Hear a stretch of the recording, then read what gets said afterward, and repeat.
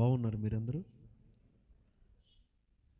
చిన్న ప్రార్థన చేసుకొని ముందుకెళ్దాం. చిన్న ప్రార్థన. మహాగణుడా, మమ్మల్ని మిక్కిలిగా ప్రేమించిన ప్రియ పరలోకపు తండ్రి, నీవిచ్చిన ఈ విలువైన అవకాశమును బట్టి నీకు స్తోత్రములు చెల్లించుకుంటూ, నీవు ప్రభువా నాకిచ్చిన దర్శనమును వివరించుండగా నీ యొక్క ఉన్నతమైన కృపను కుమ్మరించి నీవే బహుతేటగా మాట్లాడమని, ఒట్టివాడిని, అల్పుడిని, అయోగ్యుడిని, ఎందుకు పనికిరాని వాడిని నన్ను మరుగుపరిచి నా ద్వారా నీవే మహిమ, ఘనత, ప్రభావములు పొందుకోమని నాజరేయుడిని యేసుక్రీస్తు అతి శ్రేష్టమైన నామమున ఈ చిన్ని ప్రార్థన అడిగి వేడుకొని పొందుకున్నాము తండ్రి. ఆమేన్. హల్లెలూయా. మీరందరూ ఒక్కసారి నన్ను చూస్తారా? వెంటనే నా మాటలన్నీ కూడా ముగించేస్తాను, కానీ చాలా ప్రాముఖ్యమైనది మీ మధ్యకి తీసుకురావాలని నేను ఆశపడుతున్నాను.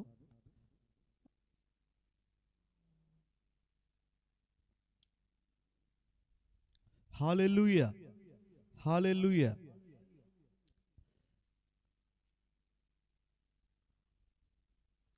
నాకు ఇట్టి మంచి అవకాశం ఇచ్చిన దేవాతి దేవునికి వందనస్తుడనై, అలాగే మరి అయ్యగారికి, అలాగే అమ్మగారికి, వారి కుటుంబానికి నా ప్రత్యేకమైన వందనాలు తెలియజేస్తూ, మరి మీ అందరికీ కూడా నా ప్రత్యేకమైన వందనాలు తెలియజేస్తున్నాను. మరి దైవజనులు జోసఫ్ గారికి, అలాగే జాన్ గారికి, ఇక్కడ పరిచయం చేస్తున్న అందరికీ కూడా నా ప్రత్యేకమైన వందనాలు వందనాలు వందనాలు. హల్లెలూయా. ఈరోజు వాస్తవంగా కొన్ని వారాల క్రితమే, ఎప్పుడైనా రోలన్ సాయి గారి చర్చికి వెళ్తాను కదా, అప్పుడప్పుడు వెళ్తూ ఉంటాను కదా, ఏదైనా పాటకు అవకాశం ఇచ్చినప్పుడు ఒక పాట పాడదామని ఒకటి నేర్చుకున్నా. వాస్తవంగా అది ఇప్పుడు నేను పాడలేనండి, మీరు కంగారు పడమాకండి. అది నేర్చుకున్నాను. వాస్తవంగా నేను పాట పాడాలని అలా ఆ మూడ్తో ఉన్నాను, ఆ ఆశతో ఉన్నాను. మొదటి సర్వీస్ అయిపోయింది, ప్రార్థనకు అవకాశం ఇచ్చారు. దాన్నే ధన్యతగా భావించి ప్రార్థన చేశాను. అయిపోయింది, అంతా అయిపోయింది. నేను సెకండ్ సర్వీస్ ఇంటికి వెళ్ళిపోవాలి. యాక్చువల్గా ఒక కారణంతో, ఒక పని ద్వారా ఇంటికి వెళ్ళిపోవాలి. అయినప్పటికీ కూడా అయ్యగారు ఉండొచ్చు కదా అని అన్నారు. అంటే రెండో ఆరాధన కూడా ఉండొచ్చు కదా, ఇక మాకు పనే ఉంది, ఇదే కదా పని, ఆరాధన ఇదే, ప్రార్థన ఇవే కదా పని, సేవకుడికి ఇంకేం పని ఉండితలే అని అయ్యగారు ఉండమన్నారు. నేను ఉండని ఆశపడ్డాను. గమనించండి, నేను ఎందుకు ఇదంతా చెప్పానంటే, నేను ఆశపడింది ఒక పాట కొరకు, కానీ దేవుడు అనుగ్రహించింది వాక్య సందేశం నిమిత్తం. దాన్ని నేను ఎంతగానో ధన్యతగా భావిస్తున్నాను. నేను ఎంతగానో గొప్పగా నేను భావిస్తున్నాను. ఏది నా ఆశ కాదు, ఆయన చిత్తం, ఆయన ప్రణాళిక. ఆయన ప్రణాళిక చాలా గొప్పది.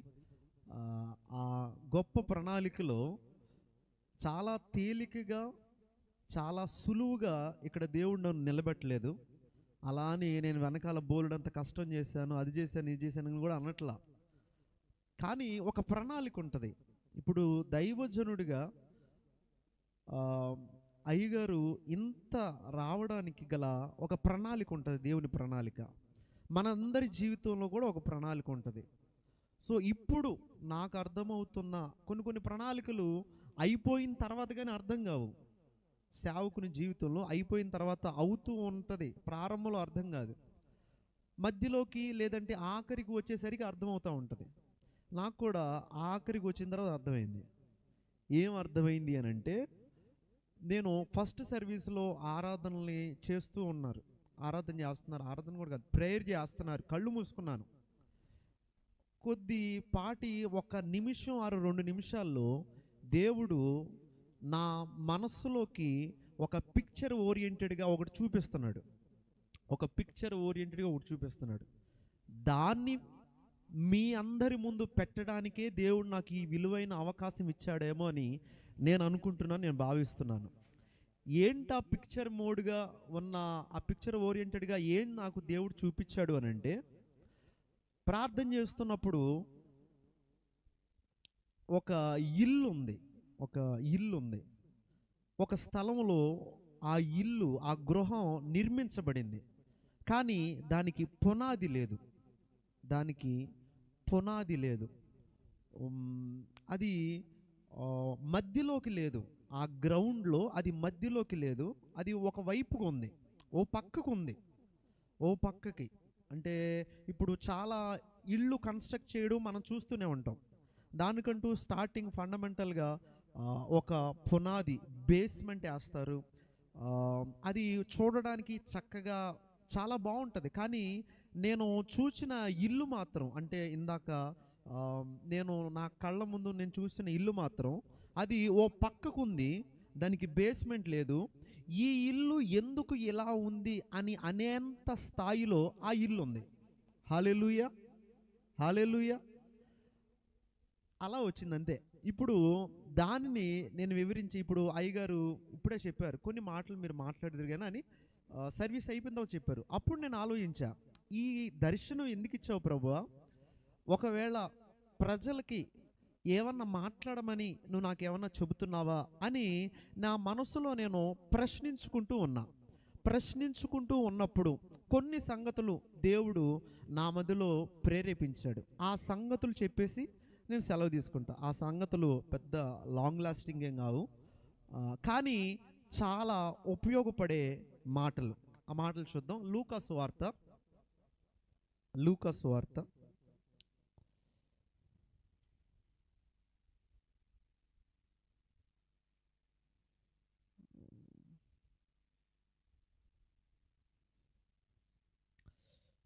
6వ అధ్యాయము 49వ వచనం.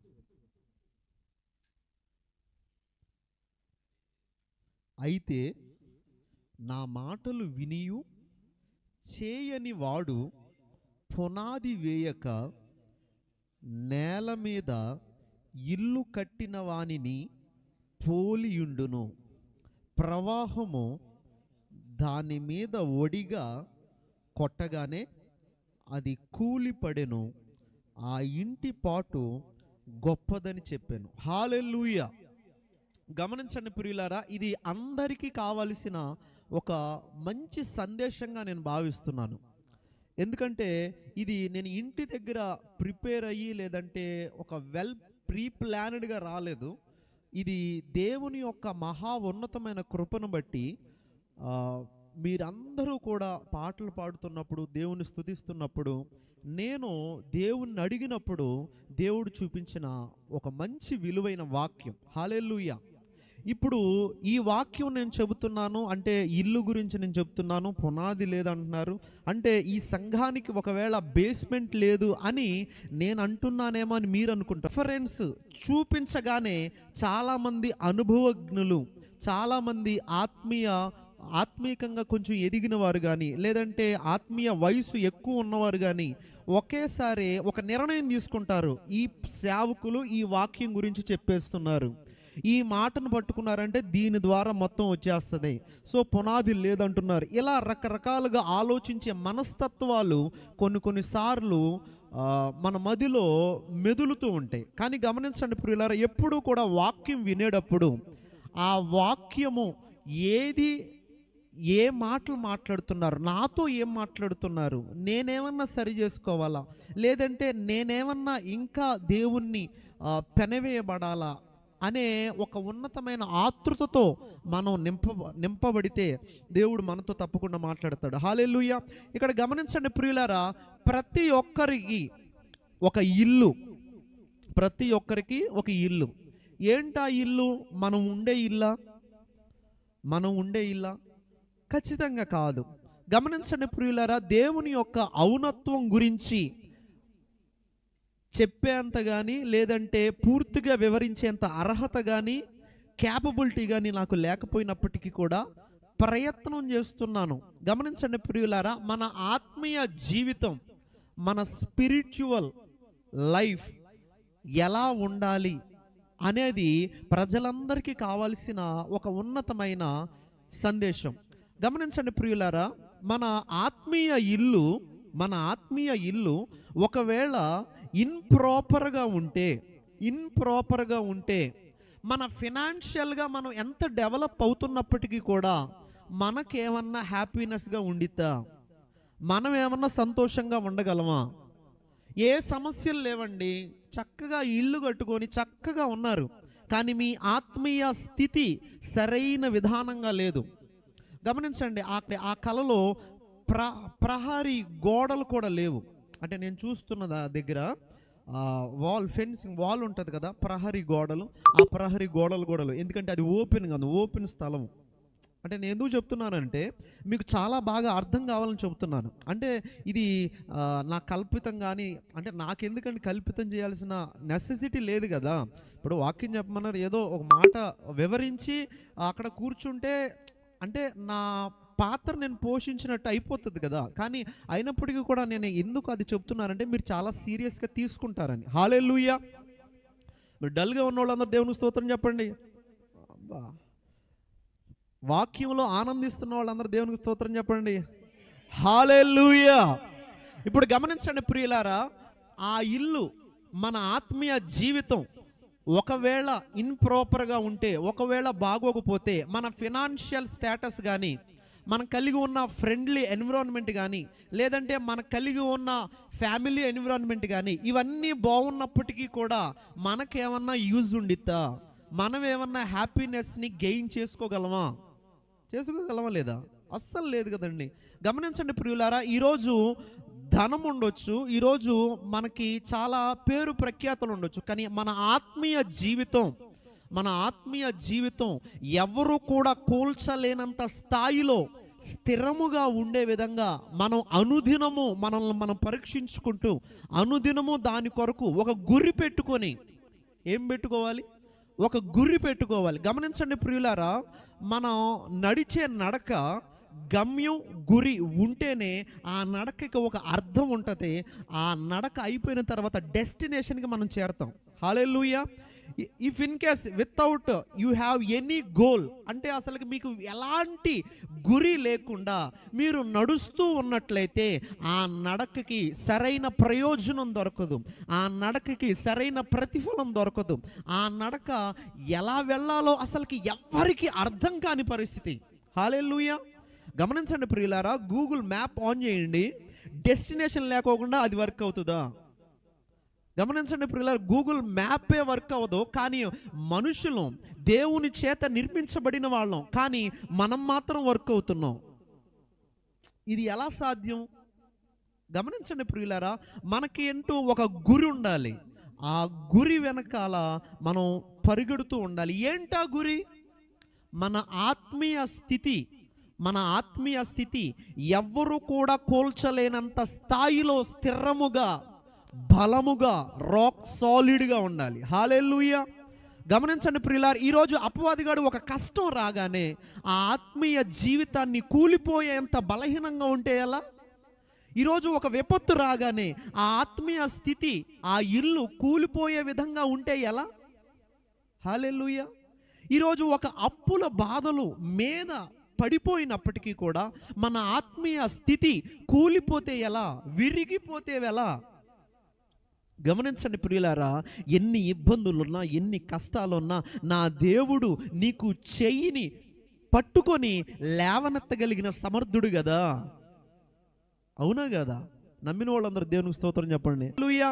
ఏం చేశాడో ఒకసారి చదువుదాం చూడండి. ఆదికాండము 12వ అధ్యాయము 8వ వచనం. అక్కడ నుండి అతడు బయలుదేరి బేతేలుకు తూర్పునున్న కొండకు చేరి, పడమటనున్న బేతేలుకును తూర్పునున్న హాయికిని మధ్యను గుడారము వేసి అక్కడకు యెహోవాకు బలిపీఠమును కట్టి యెహోవా నామమును ప్రార్థన చేసెను. హల్లెలూయా. గమనించండి ప్రియులారా, మన ఆత్మీయ ఇల్లు, మన ఆత్మీయ జీవితం దృఢంగా, స్థిరంగా, బలముగా ఉండాలి అనంటే అబ్రహాము చేసిన ప్రార్థన మన జీవితంలో కూడా ఉండాలి. హల్లెలూయా. గమనించండి ప్రియులారా, అబ్రహాముని అంతగా దీవించడానికి గల కారణం ఏంటి అనంటే ప్రప్రథమైన తన కలిగి ఉన్న లక్షణం ఏంటంటే ప్రార్థన. తను ఎక్కడికి వెళ్ళినప్పటికీ కూడా ప్రార్థన విడిచిపెట్టలేదు. ఒకవేళ విడిచిపెట్టినప్పటికీ కూడా ఎన్నో కష్టాలు రుచి చూశాడు. హల్లెలూయా. గమనించండి ప్రియులారా, మనం ఎక్కడికి వెళ్ళినా కూడా ప్రార్థన విడిచిపెట్టలేని వ్యక్తులుగా మనం మారిపోవాలి. హల్లెలూయా. ఒకవేళ ప్రార్థనే విడిచిపెడితే మనం దేవునిని విడిచిపెట్టినట్లేమో ఒక్కసారి ఆలోచించండి. ఈరోజు గమనించండి, మన ఆత్మీయ ఇల్లు, మన ఆత్మీయ జీవితం గురించి నేను మాట్లాడుతున్నాను. అలాగే కుటుంబంలో ఈరోజు కుటుంబాలు కూడా సరైన స్థాయిలో కట్టుకోలేని ప్రజలు ఎంతోమంది ఉన్నారు. కుటుంబంలో సరైన పీస్ఫుల్ నేచర్ ఎన్విరాన్మెంట్ లేక, అంటే సమాధానకరమైన మాటలు కొంతమంది కుటుంబంలో ఉండట్లేదు, ప్రేమ కొంతమంది కుటుంబంలో ఉండట్లేదు, అంటే అసలుకి ఒక ప్రార్థన జీవితం క్రమముగా అసలు కుటుంబంలో కొన్ని కుటుంబాలలో ఉండట్లేదేమో. ఒకసారి గమనించండి, మన కుటుంబంలో ప్రార్థన ఉందా? మన కుటుంబంలో ప్రార్థనని మనం కొనసాగిస్తున్నామా? బిడ్డల్ని పెట్టుకొని తల్లి లేదంటే భర్త వీళ్ళిద్దరూ చక్కగా కుటుంబముగా ప్రార్థన చేసే ఎన్విరాన్మెంట్, ప్రార్థన చేసే నేచర్, ప్రార్థన చేసే తత్వం మనకు ఉందా? హల్లెలూయా. నీ ఇల్లు స్థిరంగా ఉండాలంటే, మన ఇల్లు స్థిరంగా ఉండాలంటే, మన ఆత్మీయ జీవితం స్థిరంగా ఉండాలంటే ఇంటిలో ఎంతమంది ఉంటే అంతమంది, బిడ్డలు, భార్య, భర్త ఎంతమంది ఉంటే అంతమంది కలిసి కట్టుగా కుటుంబం కోసం ప్రార్థన చేసుకునే తత్వం మనకుందా? హల్లెలూయా. ఒకవేళ అదే లేకపోతే, ఒకవేళ ఈ వాక్యం మీ కొరకేనేమో, ఈ సందేశం మన కొరకేనేమో. ఒక్కసారి ఆలోచించండి. ప్రార్థనే లేకుండా మన ఆత్మీయ జీవితం ఎలా బలపరచబడుతుంది? ప్రార్థనే లేకుండా మన ఆత్మీయ జీవితం ఎలా మెరుగుపరచబడుతుంది? ఒకవేళ మన ఆత్మీయ జీవితం పడవసరం లేదు అని మీరు అనుకుంటే మనం ఏం సాధించగలం? పరలోక రాజ్యానికి వెళ్ళగలమా? దేవుని కలుసుకోగలమా? దేవునితో పెనవేయగలమా? దేవునితో అంటకట్టబడగలమా? లేదే. ఇవన్నీ జరగకోకుండా ఏదో మెటీరియల్ బ్లెస్సింగ్స్ ఒకవేళ వచ్చి పడిపోయినప్పటికీ కూడా ఆ మెటీరియల్ బ్లెస్సింగ్స్ ఎంతవరకు ఉంటాయండి? ఏమండి? హల్లెలూయా. ఒక కారు కొన్నారు, అది 4 yearsలో మార్చేయాలి, అంతే కదా? ఇంకా ఒక 5 years ఈ మధ్యలో యాక్సిడెంట్ అయిందనుకోండి, అది షెడ్కి, ఏమండి? అంతేనా? ఒక ఫోన్ కొన్నారు, 25,000 30,000 పెట్టి ఫోన్ కొన్నారు, అదే బ్లెస్సింగ్ అనుకున్నారు, అది ఎంతకాలం నిలిచిద్ది? మ్యాక్సిమం 1 year, మహా అయితే 2 years, అంతే కదా? అంతకంటే ఇంకేమైనా మిగిలిద్దా? ఏమి మిగలదు. ఇప్పుడు ఏ వాహనం అయినా, ఏ ఇల్లు అయినా, ఏ మెటీరియల్ బ్లెస్సింగ్ అయినా అది శాశ్వతంగా ఉండదు. మరి శాశ్వతంగా ఉండేది ఏంటంటే దేవుడి దగ్గర నుంచి వచ్చే ఆశీర్వాదం. ఏంటా ఆశీర్వాదం? చెప్తాను వినండి. కుటుంబం అంతా కలిసి కూర్చొని బిడ్డలతో, భర్తతో, భార్యతో కలిసి కూర్చొని చక్కగా 1 గంట 2 గంటలు ప్రార్థనలో గడిపితే అంతకంటే బ్లెస్సింగ్ ఏమైనా ఉండిద్దా? హల్లెలూయా. గమనించండి ప్రియులారా, ఇహలోకమైన బ్లెస్సింగ్స్ ఈ లోకానికే, కానీ పరలోకానికి చేర్చే బ్లెస్సింగ్స్ కావాలని కోరుకుందాం. ఆ బ్లెస్సింగ్స్ ప్రార్థన ద్వారానే అబ్రహాము ప్రార్థన ద్వారానే సాధించాడు. అబ్రహాము ప్రార్థన ద్వారానే విజయ జీవితాన్ని అందరికీ చూపించాడు. మన జీవితంలో విజయం కావాలి అనంటే ప్రార్థన అత్యవసరము. Prayer is much important to everyone. ప్రార్థన మనందరికీ అత్యవసరం. ఒకవేళ ప్రార్థనే లేదా, ఒకవేళ ఇంటిలో కుటుంబంలో ప్రార్థనే లేదా, ఒక్కసారి మనం ఆలోచించుకుందాం. మన ఇల్లును మనలా కట్టుకోవడానికి ప్రయత్నం చేద్దాం. మన ఇల్లును మనలా కట్టుకోవాలని ఆశపడదాం. ప్రార్థన ద్వారా మన ఆత్మీయ జీవితాన్ని, ఇల్లును మనం కట్టుకునే ప్రయత్నం చేద్దాం. హల్లెలూయా. గమనించండి, రెండవదిగా, సమయం లేదు, రెండవదిగా అనేకమైన సందర్భాలలో అప్పులన్నీ కూడా మీదొచ్చి పడిపోతాయి, సమస్యలన్నీ కూడా మీదొచ్చి పడిపోతాయి. అన్నీ చుట్టూ 360 degreesలో ఎటు చూసినా సమస్యలే, ఎటు చూసినా కలతలే, ఎటు చూసినా విచారమే. అన్న పరిస్థితుల్లో కూడా మీ ఇల్లు, మీ ఆత్మీయ జీవితం అనే ఇల్లు స్థిరముగా, స్టెబిలిటీగా నిలబడాలి అనంటే నాకు దేవుడు ప్రేరేపించింది ధైర్యం. హల్లెలూయా. రెండవది ఏంటిది? ధైర్యం. గమనించండి ప్రియులారా, అనేకమైన సందర్భాల్లో నీ భక్తి నీకు ధైర్యం పుట్టించదా అని వాక్యమే సెలవిచ్చింది. హల్లెలూయా. అవునా కదా? గమనించండి ప్రియులారా, ఈ సెనోరియా నేను ఎక్కడ బాగా చూశాను అనంటే, అంటే ఒకరి భక్తి వారికి ధైర్యాన్ని పుట్టిస్తుంది.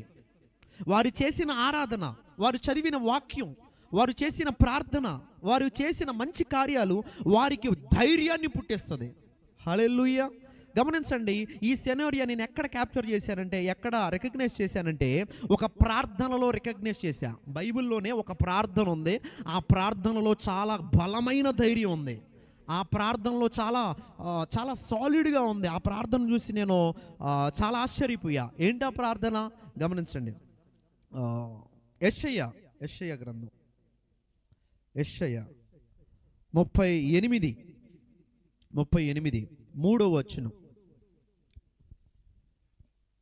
యెహోవా యథార్థ హృదయుడునై సత్యముతో నీ సన్నిధిని నేనెట్లు నడుచుకొంటినో, నీ దృష్టికి అనుకూలముగా నడుచుకొంటినో, నీ దృష్టికి అనుకూలముగా సమస్తమును నేనెట్లు జరిగించితునో నీ కృపతో జ్ఞాపకము చేసుకొనుమని హిజ్కియా కన్నీళ్లు విడుచుచు యెహోవాను ప్రార్థింపగా. చాలండి. హల్లెలూయా. గమనించండి ప్రియులారా, హిజ్కియాకి ఒక మరణకరమైన వార్త వచ్చింది. ఏంటా వార్త? నీ ఇల్లును నువ్వు చక్క పెట్టుకో, నువ్వు చనిపోబోతున్నావు. ప్రవక్త వచ్చి దేవుడు చెప్పిన మాటను చెప్పాడు, వెళ్ళిపోతున్నాడు. అలా వెళ్ళిపోతున్న టైంలోనే వెంటనే హిజ్కియా చేసిన పని ఏంటంటే, గోడ తట్టుకు తిరిగి ప్రార్థన చేయడం మొదలుపెట్టాడు. ఆ ప్రార్థన ఎంతో బలముగా ఉంది అనిపించింది నాకు. హల్లెలూయా. ఏంటి ఆ ప్రార్థన? తన భక్తిని, తను చేసిన కార్యాలని, తను చేసిన యథార్థ పనుల్ని, తను చేసిన ఆరాధన సమస్తమును బట్టి కూడా, నేను ఎట్లు చేశానో నీకు తెలియదా? గమనించండి, నేను ఎట్లు జరిగించితునో కృపతో జ్ఞాపకం చేసుకొనమని హిజ్కియా కన్నీళ్లు విడుచుచు యెహోవాకు ప్రార్థింపగా, తరువాత అదే ప్రవక్త మరలా గోడ బయటకు కూడా, అంటే 6 బయటకు కూడా వెళ్ళక ముందే దేవుడు హిజ్కియా ఆయుష్ పొడిగిస్తున్నానని మరలా అదే ప్రవక్తతో చెప్పమన్నాడు. హల్లెలూయా. హల్లెలూయా.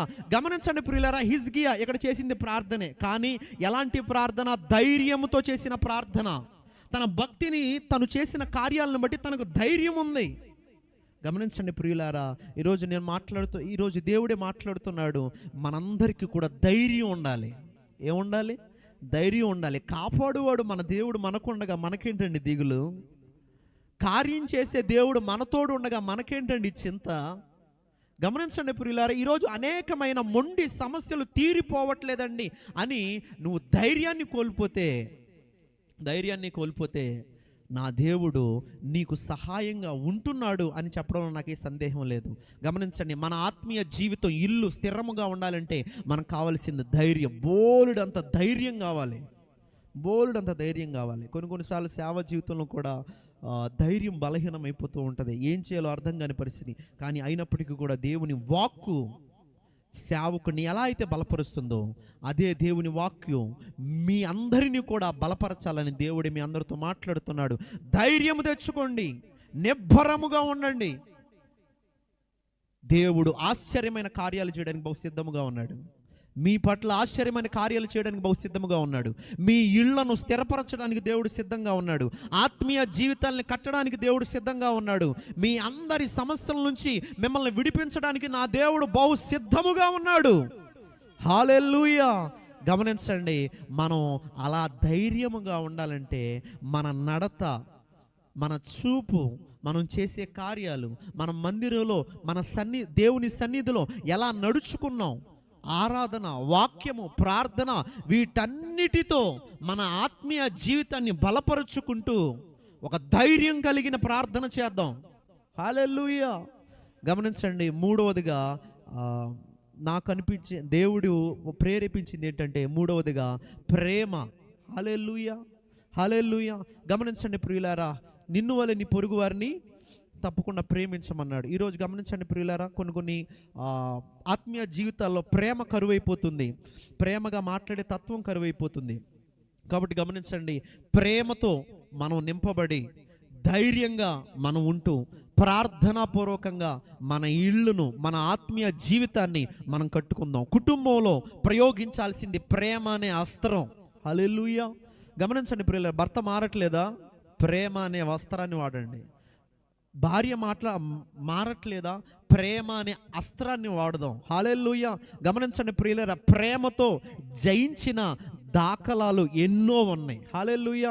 ఎప్పుడు కూడా కొన్ని ప్రాంతాల్లో, మన్య ప్రాంతాలకు వెళుతూ అక్కడ ఉన్న ప్రజలను బట్టి వీళ్ళు ఎలా మారతారు అన్న ప్రశ్నలు వచ్చినప్పుడు ఒక మంచి ఓదార్పునిచ్చే సన్నివేశం ఏంటి అని అంటే, నరమాంస భక్షకులను కూడా ప్రేమ సాధించగలిగింది. హల్లెలూయా. గమనించండి, నాకంటే గొప్పవాళ్ళు, నాకంటే మంచి మిషనరీలు, నాకంటే ఎంతో ప్రముఖులు నరమాంస భక్షకుల దగ్గరికి వెళ్ళి ప్రజలను మార్చారండి. వాళ్ళ ఇంటర్వ్యూస్ చూస్తే మొట్టమొదటిగా వాళ్ళలో వినపడేది ఏంటంటే ప్రేమ. హల్లెలూయా. క్రీస్తు ప్రేమ. ఆ ప్రేమ ఉంటే నీ భర్త ఏంటి, నీ భార్య ఏంటి, నీ బిడ్డలేంటి, ఏ ఒక్కరైనా కూడా మారాల్సిందే. హల్లెలూయా. గమనించండి ప్రియులారా, ఆ ప్రేమ లేకపోవడం వల్ల అల్లర్లు అవుతున్నాయి. ఆ ప్రేమ లేకపోవడం వల్ల ధైర్యం బలహీనమైపోతుంది. ఆ ప్రేమ లేకపోవడం వల్ల ఇంటిలో సరైన ప్రార్థన జీవితం లేదేమో.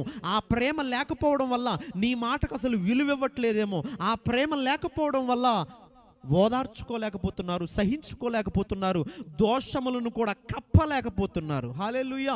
ఈరోజు తప్పు కనపడితే ఇంటిలో కూడా చాలామంది అది తప్పు ఉంది, ఇది తప్పు ఉంది. ఇది కాదండి, ప్రేమ దోషములను కప్పితి. హల్లెలూయా. అలా అని ప్రతి తప్పు కూడా చూసి చూడనట్టు వెళ్ళమని నేను కాదు, కానీ క్రమశిక్షణతో ప్రేమ కలిగిన కుటుంబముగా మన జీవితాలు ఉండాలి అని అంటే, మొదట ప్రార్థన, 2 చెప్పండి ధైర్యము, 3 ప్రేమ. ఈ 3 కూడా మనం సంపాదించుకునే విధంగా మనమందరం కూడా ఉండడానికి ప్రయత్నిద్దాం. దానికి దేవుడే సహాయం చేయనుగాక. ఆమేన్. ఇటు అవకాశం ఇచ్చిన దైవజనులకు ప్రత్యేకమైన